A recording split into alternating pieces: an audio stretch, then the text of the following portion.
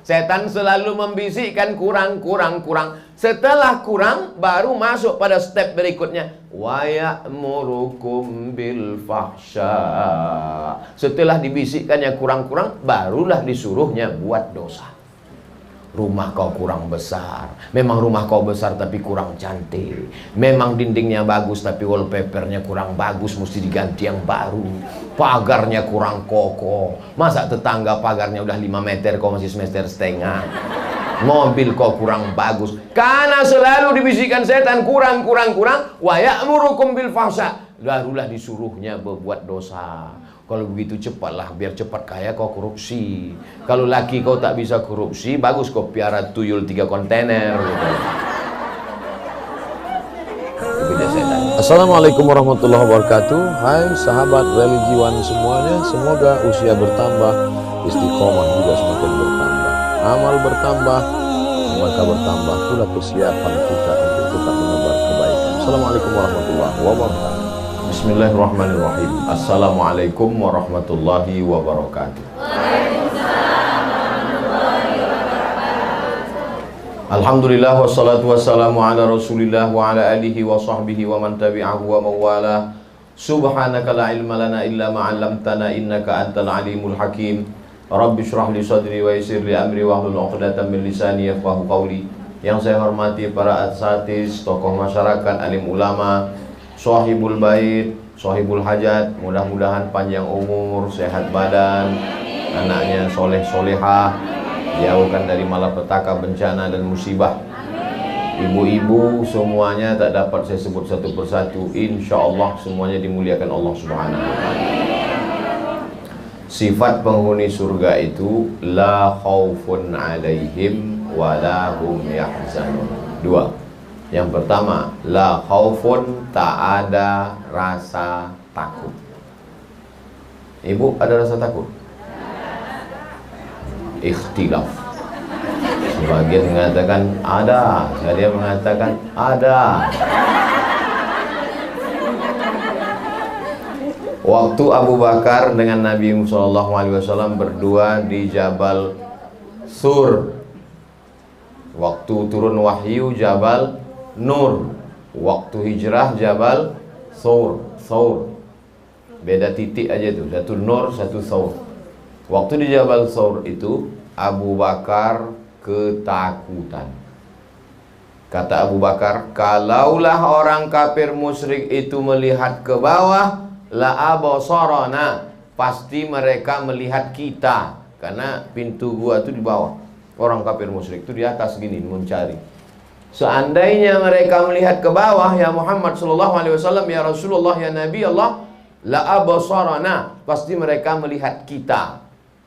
Sepakat semua ahli sejarah bahwa waktu itu Abu Bakar Siddiq ketakutan. Sudah berapa lamakah Abu Bakar belajar Islam waktu itu? 13 tahun. Hijrah itu kan setelah 13 tahun turun wahyu. Artinya apa? Kalau ibu hari ini merasa takut, itu udah tahu dah.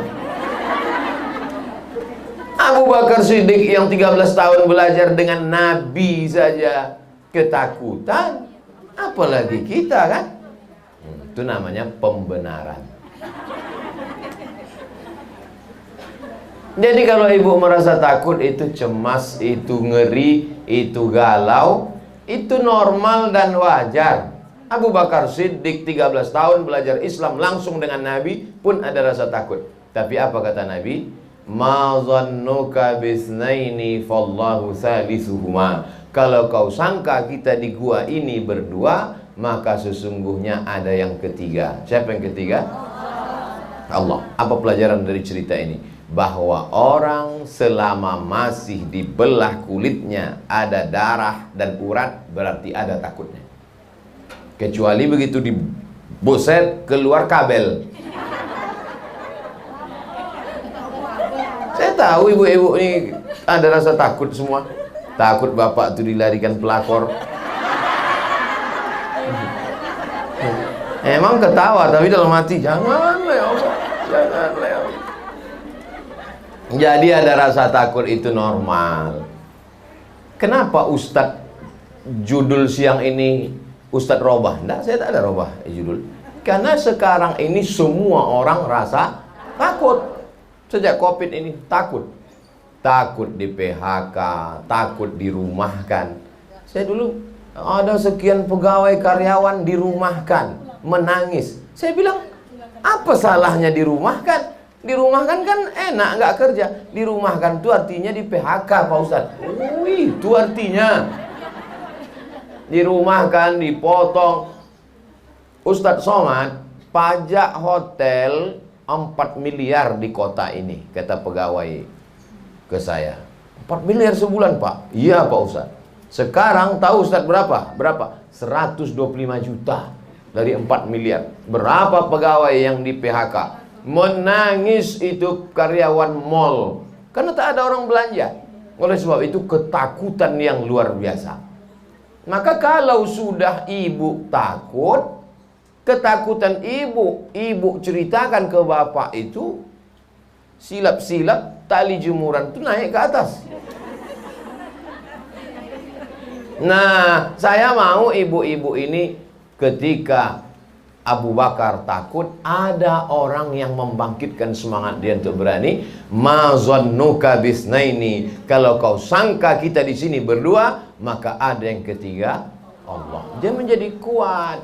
Nanti ketika bapak tuh, aku takut ini, aku mau kena PHK, cuma anak kita, cuma anak ini, langsung ibu bilang, ma zannuka bisnaini, jangan kau sangka kita berdua. Banyak lagi orang susah macam kita juga. Jadi kuatkan dia. Sebab itu maka Nabi SAW itu mengatakan bahwa wa minal isnaini ab'adu, kalau kamu berdua setan lari. Kalau kamu berdua setan lari. Kenapa? Karena ada di situ watawasau bil haq, menguatkan kebenaran. Ada Allah, jangan kau takut. Yakin dengan gaji putus. Yakin dengan harta warisan, habis sudah. Yakin dengan uang tunjangan, cuman ada uang tunjangan, gaji aja hilang. Maka keyakinan tentang dia. Itu makanya habis subuh itu kita kalau mau selamat sampai petang disuruh baca ayat kursi. Apa sebetulnya isi ayat kursi? Keyakinan bahwa ada Allah. Orang kalau sudah susah, galau, itu Allah itu hilang-hilang timbul. Kadang-kadang ada, kadang-kadang tidak. Ustadz kok tahu? Saya pernah merasakannya. Pulang dari Maroko, ijazah kiri LC, kanan MA, LCMA, lulusan luar negeri. Ikut tes dosen, ujian fit and proper test, seleksi bahasa Arab lulus, seleksi bahasa Inggris lulus, tes potensi akademik lulus deh semua. Tinggal audiensi berdua, pesertanya tinggal 2. Pas pengumuman dia lulus, saya tak lulus. Error, gelap dunia ini. Lembut rasa aspal tuh dipijat. Bukan kita bodoh. Kalau kita bodoh tak lulus wajar. Kita lulusan luar negeri, bukan kaleng-kaleng. Bisa pula tak lulus. Jadi sebetulnya saya pelajari itu dalam hidup saya, supaya engkau ketika ceramah itu berisi, supaya ketika kau ceramah itu kau pernah mengalaminya. Abdul Somad, kau sudah diuji di Al-Azhar S1, kau sudah diuji di Maroko menulis tesis S2 300 halaman pakai bahasa Arab di depan profesor-profesor. Ini sekarang kuuji kau ujian hidup, supaya ketika kau menyampaikan, bukan kata-kata yang diolah oleh bibir tapi tak pernah dirasakan. Makanya kalau datang mahasiswa, datang orang cerita tentang kegagalan hidup, saya ini Pak Ustadz nggak lulus tes. Aku pun dulu pernah juga macam itu. Tapi ada orang lain yang menguatkan kita. Tapi beda ucapan Nabi Muhammad SAW dengan ucapan Nabi Musa. Apa kata Nabi Muhammad kepada Abu Bakar?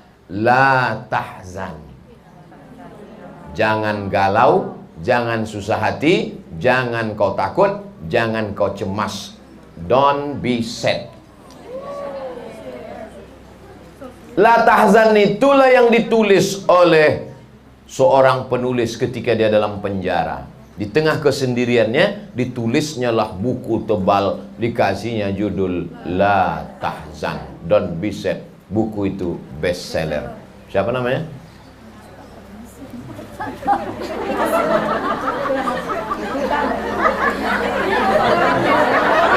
La Tahzan. Hah? Ayat Al-Qarni. Saya kadang-kadang nanya itu ngetes. Kalau ini memang tak ingat. Sebetulnya Allah mau ngasih tahu saya, ketika engkau cemas Abdul Somad waktu ceramah kau lupa, ada orang lain yang mengingatkan. Diingatkannya Ain Al-Qarni. Dia mengingatkan nggak kuat kali, karena kalau kuat terekam di situ nampak kali bodoh Ustadz itu. Masa nama Ain Al-Qarni pun kau tak ingat. Tadi bukan main sombongnya, bukan kaleng-kaleng. Ternyata Ain Al-Qarni pun kau tak ingat katanya. Ustadz itu kalau dia salah, tegurannya langsung cash and carry. Padahal ayat Al-Qarni apalah susahnya mengingat. Tapi begitu dihilangkan Allah, hilangkan. Itu menunjukkan bahwa hidup ini bukan kuasa kita. La haula wala quwata illa billah. Nah, perlu ada orang yang mengingatkan kita kalau kita lupa. Perlu ada orang yang menguatkan kita kalau kita lemah. Maka ketika Abu Bakar lemah, datanglah Muhammad sallallahu alaihi wasallam mengatakan, La tahzan, innallaha ma'ana. Jadi ibu katakan itu, La tahzan, innallaha ma'ana. Ada Allah bersama kita, bang. Tapi belanja kita besok enggak ada. Puasa sunat kita besok, bang. Tapi jangan lama-lama kali, bang. Lama-lama kali, ikut tiket pesawat udah ibu siap nih balik ke Jawa. Nah, tapi beda antara jawaban Nabi Muhammad SAW dengan Nabi Musa alaihissalam. Coba lihat, tengok, coba lihat bunyinya. Innallaha ma'ana. Nah itu kan Allah bersama kita. Ma'ana, Allah bersama kita. Tapi kalau Nabi Musa enggak. Inna ma'iyya, ma'i. Allahumma hdini. Kalau aku. Kalau kita, Allahumma hdina. Nabi Muhammad lebih mengedepankan kita. Allah bersama kita, Abu Bakar, jangan takut. Tapi Nabi Musa enggak. Inna ma'iyya, bersamaku ada Allah. Kenapa Nabi Musa mengatakan bersamaku? Mengapa tak dikatakannya bersama kita? Karena sahabat Muhammad beda dengan sahabat Musa. Sahabat Muhammad SAW itu ketakutan. Orang yang ketakutan mesti kita kuatkan. Sedangkan sahabat Musa itu bukan ketakutan, menakut-nakuti. Di depan ada Laut Merah, di belakang ada pasukan Fir'aun. Maka apa kata orang Bani Israel waktu itu? Innalam mudrakun, innalam mudrakun, innalam mudrakun. Matilah kita Musa, tertangkaplah kita nih Musa. Mutu udah siap-siap Fir'aun dengan tentaranya di belakang. Di depan pula Laut Merah. Mau lari kemana kita nih Musa? Apa kata nih Musa? Kalla, tidak. Inna ma'iyya, bersamaku. Ya, jadi bapak itu pun ibu perhatikan juga. Dia takut atau menakut-nakuti? Kalau bapak itu ketakutan, maka ibu berkata, kalla, tidak maihani. Innallaha ma'ana. Allah bersama kita. God bless us. Tuhan Allah Ta'ala bersama kita, menyayangi kita. Jangan takut, bang. Tapi kalau dia menakut-nakuti, ini di COVID, awas kau nanti, kata dia. Awas kau nanti. Ibu bilang, kalla, inna ma'iyya rabbi. Bersamaku ada Allah, bersama kau ada setan. Tidak, saya yakin bapak itu tak ada yang semacam sahabat Nabi Musa. Semua bapak-bapak di Batam nih baik-baik semua. Ustaz Somad ngomong gitu kan untuk menyenangkan hati kami. Tidak. Seandainya bapak itu tak baik, tak mungkin diizinkannya ibu pengajian. Tanda baiklah dia maka ibu pengajian petang. Panas-panas begini. Bisa pula diizinkannya. Covid begini. Bisa pula diizinkannya ibu. Kalau dia Fir'aun, mana dikasihnya sih? Bang, aku mau pengajian. Tak ada pengajian tuh. Ada itu katanya. Sini aja kau sampai mati. Tapi begitu ibu bilang, bang kau pengajian, pergilah kau pengajian supaya nanti kau masuk surga. Kalau abang masuk neraka, kau tarik-tarik abang dari neraka. Gitu ya. Nah, oleh sebab itu ibu yang dimuliakan Allah Subhanahu wa taala, maka disebutkan dalam Al-Qur'an, huwallazi anzala sakinata fi qulubil mu'minin. Allah yang menurunkan ketenangan ke dalam hati orang yang beriman. Letak ketenangan itu macam cawan kosong. Ini letaknya. Hati macam cawan kosong. Lalu ketenangan itu airnya. Ditumpahkanlah air ke dalam. Jadi hati kita itu, dibuka hati kita itu untuk menerima ketenangan dari Allah Subhanahu wa ta'ala. Kalau sudah engkau membuka hatimu, lalu turun ketenangan itu, maka kalau sudah kau tenang, apapun yang terjadi di dunia ini kau tak takut. Tak bisa ketenangan itu dibangkitkan oleh motivator. Sekarang kan itu yang banyak. Diundang motivator dari Jakarta ke hotel, mematikan lampu, hidup sound system. Semangat, semangat, semangat. Keluar dari hotel, loyo. Tak bisa. Karena ini faktornya bukan ekstern, tapi intern di dalam. Saya terus terang tak ada rasa takut saya. Jadi saya waktu naik helikopter di Jambi itu tak bisa kita ceramah naik mobil karena jarak jauh, hutan jalan. Jadi waktu itu dijemputlah naik pesawat baling-baling. Pesawat baling-baling ini di dalam panas karena kipasnya di luar. Pesawat baling-baling. Jadi begitu kami naik dari Jambi, dari Jambi masuk ke pesawat itu saya tidur. Begitu duduk tertidur sampai ke tempat. Jadi abang kakak kelas saya alumni Azhar yang di samping ini sampai di tempat itu, aku mat kata dia, bukan main takutku naik pesawat kecil itu tadi. Nampak ku baling-baling, pilotnya bergoyang. Kau ku tengok tertidur katanya.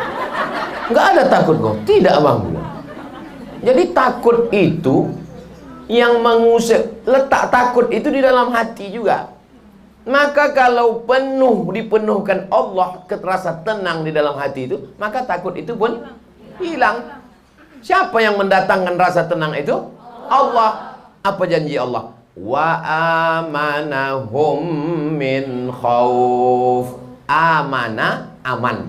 Hum, mereka. Min khauf, dari rasa takut. Ditenangkan Allah hati mereka, dibuat Allah merasa aman, maka hilang takutnya. Orang sekarang takut bukan main. Anak sekolah takut tak lulus. Udah jelas ujian online pasti lulus. Takut tak lulus. Udah kuliah takut tak kerja. Udah kerja takut tak nikah. Udah nikah takut tak punya anak. Udah punya anak takut anak nanti sakit cacat. Takut.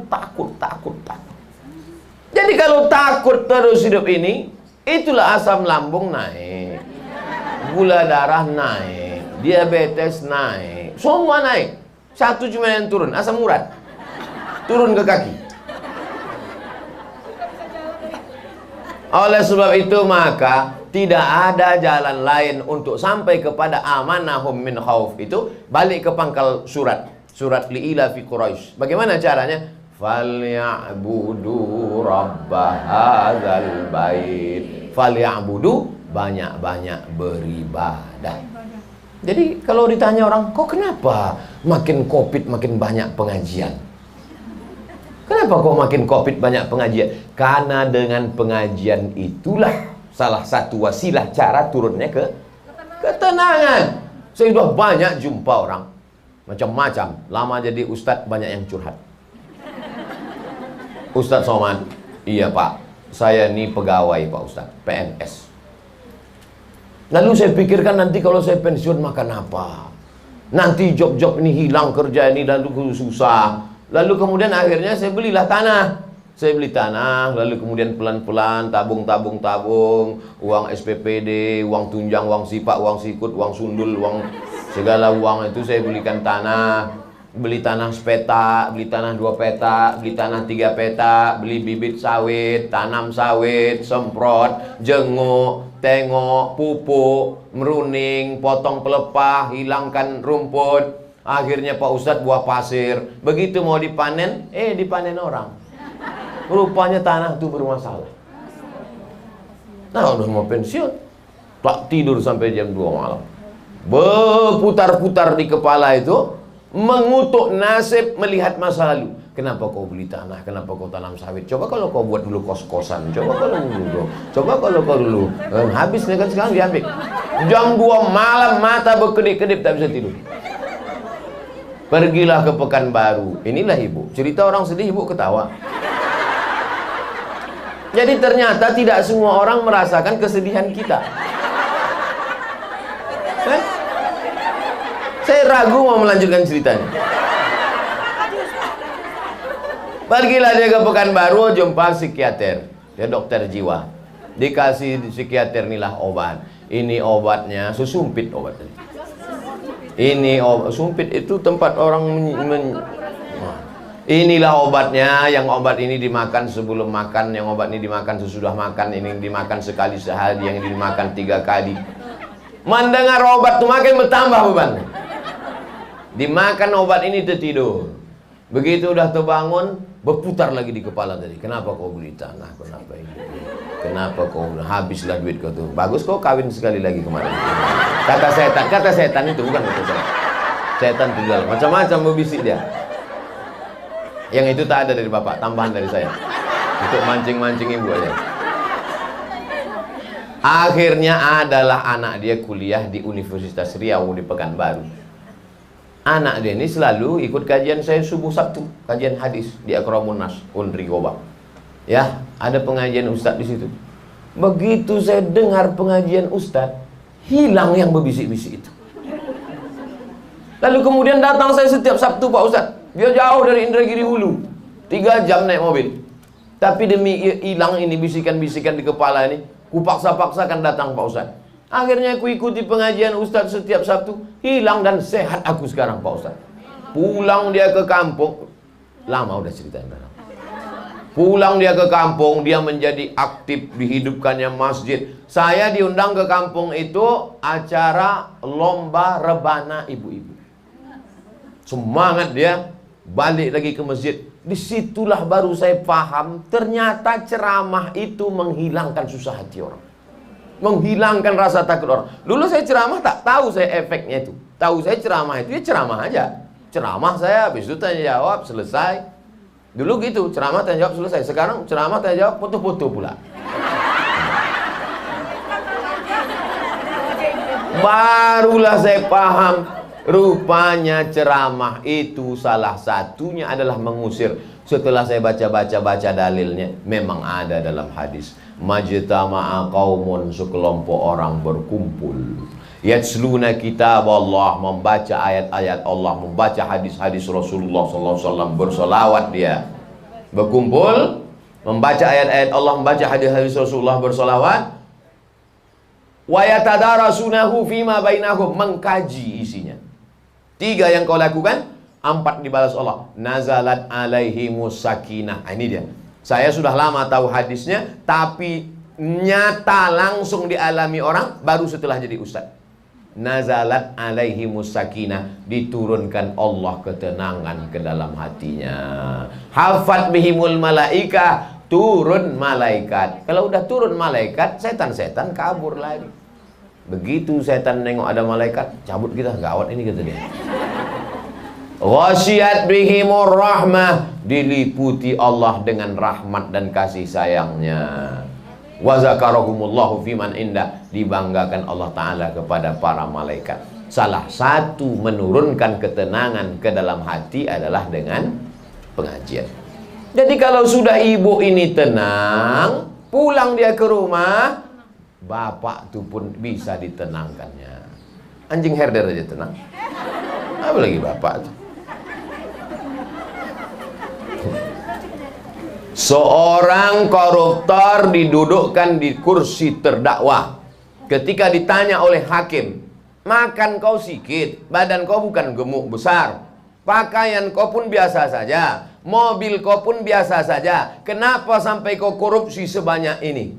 Mengakulah dia di situ, biniku minta belikan gelang sebesar, minta kaki. Banyak orang tak setuju dengan cerita ini karena seolah-olah di situ perempuan dipojokkan. Iya kan? Oh, apa laki-laki masuk penjara gara-gara perempuan? Tapi ini fakta, bukan fiktif. Memang bapak itu tak terlalu banyak keinginannya. Dia mau minum teh manis tak bisa, kena diabetes mellitus. Mau makan rendang kambing tak bisa, kolesterol karena sudah kena banyaklah penyakit-penyakit. Jadi kenapa dia tetap korupsi? Karena keinginan. Tapi kalau udah ibu itu mengaji, macam ibu-ibu inilah, mana banyak kali keinginannya kan? Ibu ini tak ada. Ibu-ibu ini sudah selesai dengan urusan dunia ini. Tak mau dia cincin besar, tak mau dia rantai. Untuk apa ibu lah rantai? Bukan bisa ditengok orang. Jilbabnya panjang. Orang yang pakai rantai itu kan jilbab dililitkan di leher sini. 3 kali lilit. 3 kali lilit. Baru rantai itu dipasang di luar lilitannya. Kalau jilbabnya panjang mana nampak orang? Mau pakai gelang, tangan tertutup. Ibu-ibu ini udah selesai dengan dunia ini. Mendengar aminnya belum lagi nampaknya ini. Oleh sebab itu ibu-ibu ini kalaupun dia aktif jualan online, kalaupun dia aktif beraktivitas, sesungguhnya yang mau dicarinya adalah menyekolahkan anak yatim, fakir miskin, bagaimana sedekah beras. Jadi dia sudah berpikir akhirat oriented. Inilah yang menyebabkan turunnya ketenangan itu dari Allah Subhanahu wa ta'ala. Jadi bapak-bapak di rumah adalah bapak-bapak yang beruntung, Pak. Beruntung. Jangan kau cari satu lagi, Pak. Udah kupesankan udah. Insya Allah garansi aman.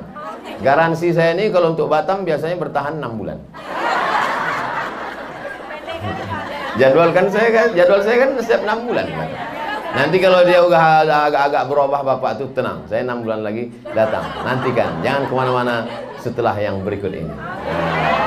Oleh sebab itu, ini yang pertama adalah bagaimana menghilangkan rasa takut. Datanglah orang yang sedang kena penyakit takut menjumpai Imam Al-Hasan Al-Basri.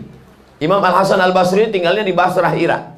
Aku takut, wahai Imam Al-Hasan Al-Basri. Aku takut kena penyakit, takut susah, takut mati, takut miskin, takut itu, takut ini, takut itu. 3 aja pertanyaan Imam Al-Hasan Al-Basri sama dia. Kau percaya Allah itu ada? Percaya. Percaya kau Allah mengasih rezeki? Percaya. Percaya kau Allah mengatur hidup kau? Percaya. Kenapa kau takut? Iya ya. Ibu percaya Allah ada? Percaya. Ibu percaya Allah mengasih rezeki? Percaya. Ibu percaya bahwa Allah mengatur hidup kita? Kenapa takut? Apa yang ditakutkan? Makanya nanti begitu pulang. Cuman yang jadi masalah hati manusia ini berbolak-balik. Di sini bukan main. Percaya. Percaya. Begitu balik ke rumah, gimana? Makanya kita diajarkan Nabi doa, ya muqallibal qulub, wahai engkau yang membolak-bolak balikkan hati, sabit qalbi. Kalau aku sabit qalbi. Tapi kalau kami ramai banyak, sabit qulubana, kokohkan hati kan. Pak Ustadz, saya ini tak pernah belajar bahasa Arab, Pak Ustadz, jadi tak tahu saya qalbi dengan qulubana. Pakai bahasa kita aja. Ya Allah, kokohkan hatiku nih ya Allah. Berdoa itu tak mesti bahasa Arab. Saya sampai sekarang doa pakai bahasa Indonesia. Yang Arab, ya Allah, kami mau ke Batam, jangan sampai nanti kami kena Covid, jangan sampai kan. Tuh Ustaz takut juga buktinya. Kita nih tetap ada ikhtiar dan usaha. Pakai masker, ini pakai. Ini untuk menunjukkan kita ikut protokol kesehatan. Bisa aja saya kantong nih. Tapi kenapa saya pakai? Supaya haters itu tak ada alasan untuk membuli saya. Ini pakai.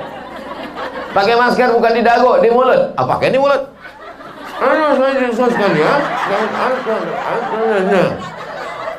Anak jelas. Itu gunanya. Nah, oleh sebab itu maka tidak ada jalan lain kecuali yang menghilangkan was-was dalam hati itu.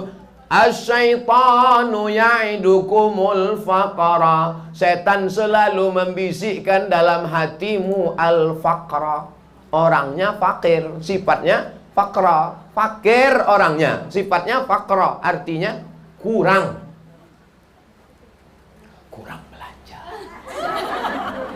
Rumah kurang besar, karpet kurang tebal, gelang kurang besar, kurang.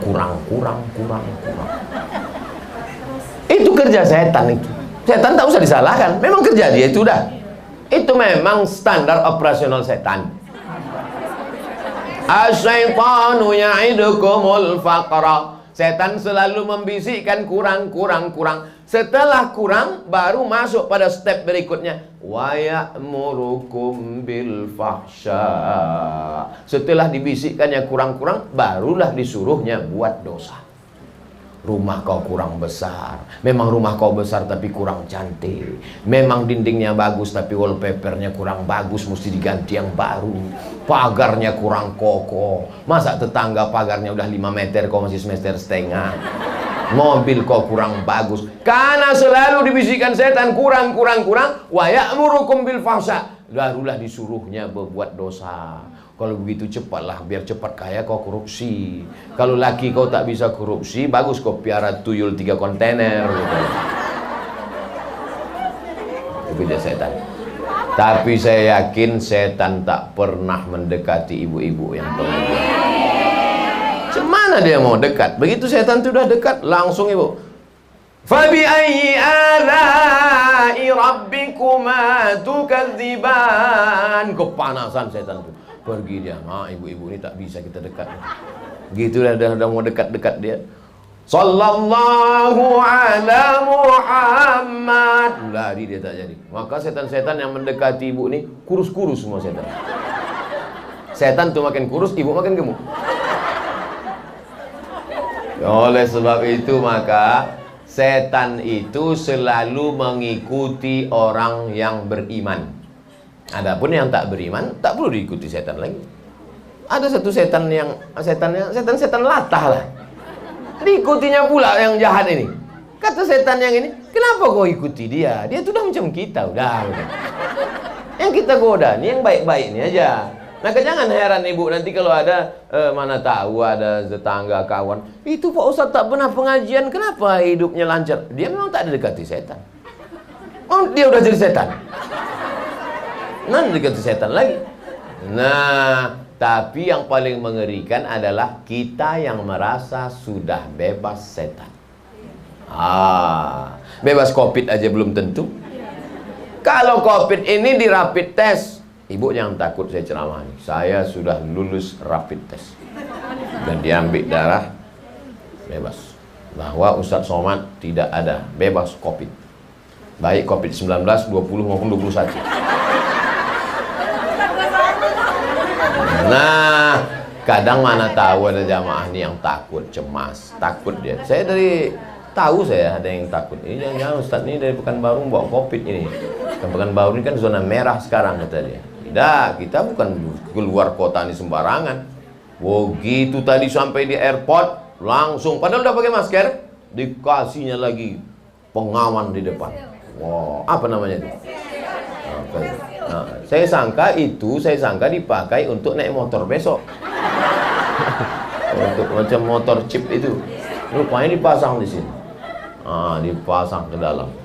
Pasang begitu masuk. Ada juga manfaatnya. Tak terlalu jelas pramugari itu nampak. Itu. Sampai mana cerita kita tadi? Bahwa Allah Subhanahu wa Ta'ala akan menurunkan ketenangan kalau kita banyak beribadah. Oleh sebab itu yang biasanya ibu ibadahnya biasa-biasa saja, maka sejak COVID ini tingkatkan ibadahnya lebih kuat lagi. Bangun malam mandi bersih, terapi mandi subuh. Jadi ternyata terapi mandi subuh itu dengan air dingin. Orang barat itu kulitnya berkurut-kurut, hitam-hitam gara-gara mandi pakai air panas. Kenapa mereka mandi pakai air panas? Karena cuacanya di bawah 0 derajat Celcius dingin. Kalau mandi dia pakai air dingin, beku dia di kamar mandi itu. Maka setiap kamar mandi mereka, kami di Maroko di kamar mandi itu ada pemanas. Asal dipetik air. Begitu habis gas, mandilah macam mandi dalam kulkas. Freezer. Tapi di tempat kita, negeri yang Masya Allah, bisa pula 33, 34, 30, 32, 33 stabil sepanjang tahun. Makanya orang-orang barat, orang Eropa, orang Amerika, orang Arab kalau sudah sampai kemari, jannatin tajri min tahtihal anhar. Enak betul negeri kalian ini katanya. Di barat itu tak ada orang gila bisa di jalan. Karena orang gila kalau panas kepanasan, dingin kedinginan, mati. Tempat kita orang gila sehat. Orang waras pula kena COVID. Kenapa orang waras itu bisa kena COVID? Karena orang waras itu terlalu banyak memikirkan. Pikir, kurang, perlu, cemas, takut. Kalau sudah takutnya kuat, imannya turun, imunnya pun drop. Kalau sudah imun drop, naik COVID. Simple, logis. Tapi kalau imannya kuat, imunnya kuat, pagi pengajian, siang pengajian, malam pengajian, mau tidur malam setel pengajian, pengajian Buya Yahya, pengajian Agim, pengajian Ustadz Arifin almarhum Arifin Ilham Zikir, pengajian Ki Haji Zain MZ yang lama-lama tapi tetap up to date sampai hari ini, pengajian lagi dari Uwah Ustadz Adi Hidayat. Kami Pak Ustadz pengajian itu semua kami ikuti. Agim kami ikuti, Ustadz Adi Hidayat kami ikuti, Gus Bahak kami ikuti, kata dia. Saya menunggu kapan lah disebutnya nama saya ini. Nah, oleh sebab itu maka ibadah banyak. Tapi kalau bisa tidur jangan terlalu lama karena payah bangun subuh. Nabi itu kenapa begitu mudahnya dia bangun sepertiga malam? Jadi kalau kita hitung Isya itu jam 8, Isya jam 8, 9, 10, 11, 12, 1, 2, 3, 4, 5. 9 dibagi 3. 9, 10, 11, 12. Jadi sepertiga malam tuh 1, 2. 1, 2, 3. Afdolnya di situ, afdol. Tapi jangan gara-gara mau mengejar afdol lalu tak bangun malam sama sekali. Jadi kenapa Nabi itu mudah bangun jam 2? Karena dia tidurnya habis Isya. Habis Isya dia tidur 9, 10, 11, 12, 1, 2 dia bangun. Kita tidak, tidur jam 1. Habis itu minum kopi pula. Subuh pun jam 6.30. Oleh sebab itu kalau tak bisa, entah karena mengajar anak PR atau karena tugas kerja atau karena satu dan lain hal, tidurlah jangan lewat dari jam 11, 12, 1, 2, 3. Selambat-lambatnya jam 4 bangun. Batam saya kira jam 5 subuh kan? Jam 5. Jadi kalau jam 4 bangun mandi, itu masih sempat pertama sholat sunat wudhu, sholat sunat taubat, sholat sunat hajat, sholat sunat tahajud 8 rakaat, sholat sunat witir. Habis itu duduk baca Yasin.